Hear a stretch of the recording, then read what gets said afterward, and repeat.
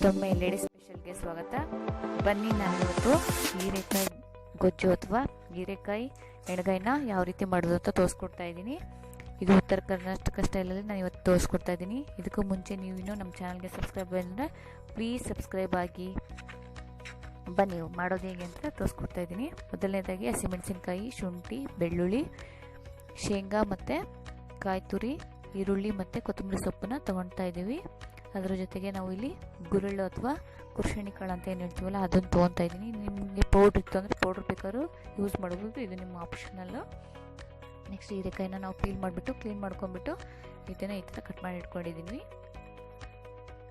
Next ಒಗ್ಗರಣೆಗೆ ಸ್ವಲ್ಪ ಚಿಕ್ಕದಾಗಿ ಮತ್ತೊಂದು ಈರುಳ್ಳಿನ ಕಟ್ ಮಾಡಿ ಇಟ್ಕೊಂಡಿದ್ದೀನಿ. ಮೊದಲನೇದಾಗಿ ನಾವು ಇಲ್ಲಿ ಹಸಿಮೆಣಸಿನಕಾಯಿನ ಚೆನ್ನಾಗಿ ಹುರ್ಕೊಳ್ಳೋಣ.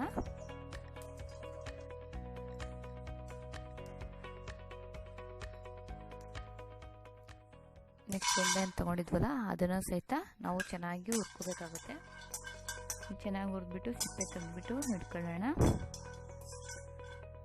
ನಾವೇನೇ ಮಿಕ್ಸಿ ಮಾಡಬೇಕು ಅಂತಂದರೂ ನಾವೇನು ಹುರ್ಕೊಂಡಿರ್ತೀವಿ ಅದೆಲ್ಲ ತೆಗೆದೋದಕ್ಕೆ ಸ್ವಲ್ಪ ಟೈಮ್ ಕೊಡಬೇಕು. ನೋಡಿ, ಇವಾಗ ಈರುಳ್ಳಿ,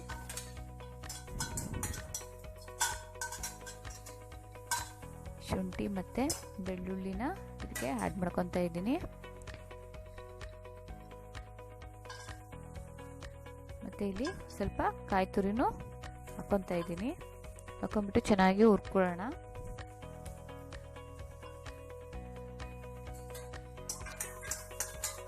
ನೀವು ಬೇಕು ಅಂದರೆ ಸ್ವಲ್ಪ ಆಯಿಲು ಹಾಕೊಂಡು ಹುರ್ಕೋಬೋದು. ನಾನಿಲ್ಲಿ ಹಾಗೆ ಹುರಿತಾ ಇದ್ದೀನಿ.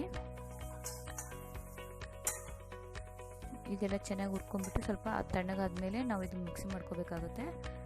ನೋಡಿ, ಇಲ್ಲಿ ಬಾಣಲಿ ತಣ್ಣಗಾದ್ಮೇಲೆ ನಾವು ಸ್ವಲ್ಪ ಗುರೆಳ್ಳನ್ನ ಸ್ವಲ್ಪ ಬಿಸಿ ಮಾಡ್ಕೋಬೇಕಾಗುತ್ತೆ. ಅದೇ ಹೀಟಲ್ಲಿ ಬಿಸಿ ಮಾಡಿದ್ರೆ ಅದು ಸೀದೋಗೋ ಚಾನ್ಸಸ್ ಇರುತ್ತೆ. ಅದಕ್ಕೆ ಗ್ಯಾಸ್ ಆಫ್ ಮಾಡ್ಕೊಂಡ್ಬಿಟ್ಟು ನಾವು ಅದನ್ನು ಹುರ್ಕೋಬೇಕು. ಹುರ್ಕೊಂಡಾದ್ಮೇಲೆ ಇದನ್ನೆಲ್ಲನೂ ನಾವು ತಣ್ಣಗಾಗೋಕ್ಕೆ ಬಿಡೋಣ.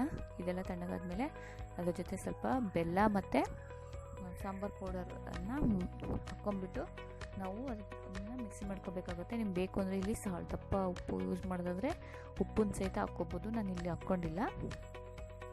ನೆಕ್ಸ್ಟ್ ಇಲ್ಲಿ ಸ್ವಲ್ಪ ಕೊತ್ತಂಬರಿ ಸೊಪ್ಪನ್ನು ಹಾಕ್ಕೊಂಡಿದ್ದೀನಿ. ಹಾಕ್ಕೊಂಬಿಟ್ಟು ಚೆನ್ನಾಗಿ ಇದನ್ನು ರುಬ್ಕೋಬೇಕು. ಇದು ಸ್ವಲ್ಪ ನೀರು ಹಾಕಿ ರುಬ್ಬಿದ್ರೂ ಪರವಾಗಿಲ್ಲ. ನೋಡಿ, ಈ ಅದಕ್ಕೆ ಬರಬೇಕು. ಇವಾಗ ನಾನು ಸಾಲ್ಟನ್ನು ನಾನು ಆ್ಯಡ್ ಮಾಡ್ಕೊತಾ ಇದ್ದೀನಿ. ಪೌಡರ್ ಉಪ್ಪು ಆಗಿರೋದ್ರಿಂದ ಬೇಗ ಕರ್ಗೋಗುತ್ತಲ್ವ, ಹಂಗಾಗ್ಬಿಟ್ಟು. ನೆಕ್ಸ್ಟ್ ನಾವು ಕಟ್ ಮಾಡ್ಕೊಂಡಿರೋಂಥ ಹೀರೆಕಾಯಿಗೆ ಇದನ್ನು ಸ್ಟಫ್ ಮಾಡ್ತಾಯಿದ್ದೀನಿ. ಗ್ರೇವಿನ ಚೆನ್ನಾಗಿ ಸ್ಟಫ್ ಮಾಡ್ಕೋಬೇಕು.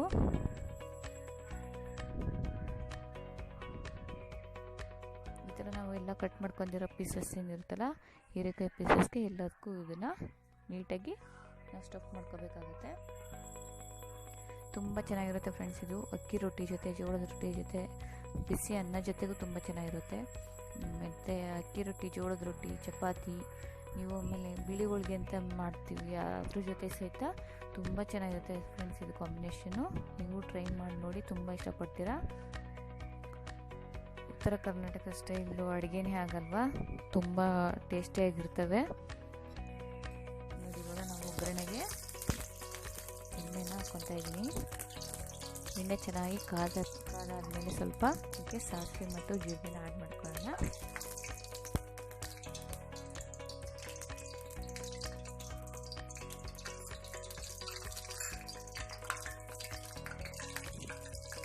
ಸಾಸಿವೆ ಜೀರಿಗೆ ಆ್ಯಡ್ ಮಾಡ್ಕೊಂಡ್ಬಿಟ್ಟು ನಾವಿಲ್ಲಿ ಚಿಕ್ಕದಾಗಿ ಕಟ್ಕೊಂಡಿರುವಂತಹ ಈರುಳ್ಳಿನ ಹಾಕ್ಕೊತಾ ಇದ್ವಿ. ನೀವು ಕರಿಬೇವು ಇತ್ತು ಅಂದರೆ ಕರಿಬೇವು ಹಾಕ್ಕೋಬೋದು. ನಂದು ಇವತ್ತು ಕರಿಬೇವು ಇರಲಿಲ್ಲ, ಹಂಗಾಗ್ಬಿಟ್ಟು ನಾನು ಇವತ್ತು ಕರಿಬೇವು ಹಾಕಿಲ್ಲ.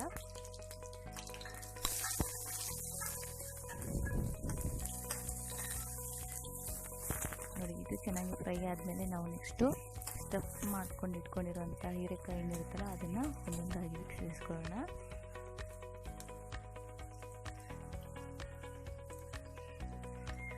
ನೀವು ಒಂದ್ಸರಿ ಈ ಥರ ಟ್ರೈ ಮಾಡಿ ನೋಡಿ. ಒಂದು 2 ಚಪಾತಿ ಅಥವಾ 2 ರೊಟ್ಟಿ ಎಕ್ಸ್ಟ್ರಾನೇ ತಿಂತೀರಾ ಅಂತಲೇ ಹೇಳ್ಬೋದು. ಅಷ್ಟು ಟೇಸ್ಟಿಯಾಗಿರುತ್ತೆ, ತುಂಬ ಚೆನ್ನಾಗಿರುತ್ತೆ ಫ್ರೆಂಡ್ಸ್.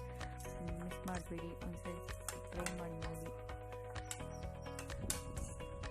ನೋಡಿ, ಇವಾಗ ನಾವು ಸ್ಟಫ್ ಮಾಡಿ ಉಳಿದಿರುವಂಥ ಗ್ರೇವಿ ಸಹಿತ ನಾನು ಇದಕ್ಕೆ ಆ್ಯಡ್ ಮಾಡ್ಕೊತಾ ಇದ್ದೀನಿ.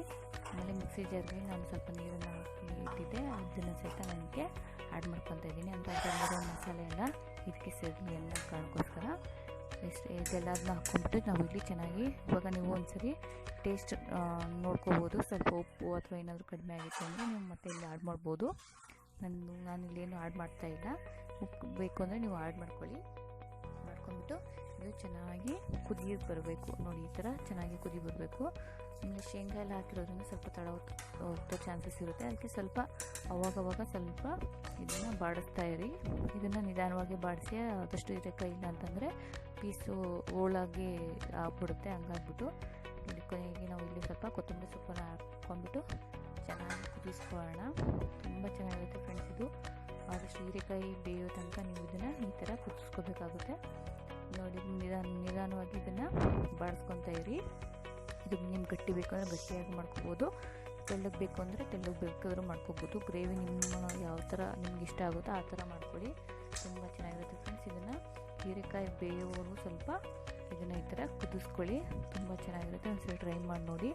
ಇನ್ನು ನಮ್ಮ ವಿಡಿಯೋ ನಿಮ್ಗೆ ಇಷ್ಟ ಆಗಿದರೆ ಪ್ಲೀಸ್ ಒಂದು ಲೈಕ್ ಮಾಡಿ, ಶೇರ್ ಮಾಡಿ ಮತ್ತು ಕಮೆಂಟ್ ಮಾಡಿ. ನೀವು ನಮ್ಮ ಚಾನಲ್ಗೆ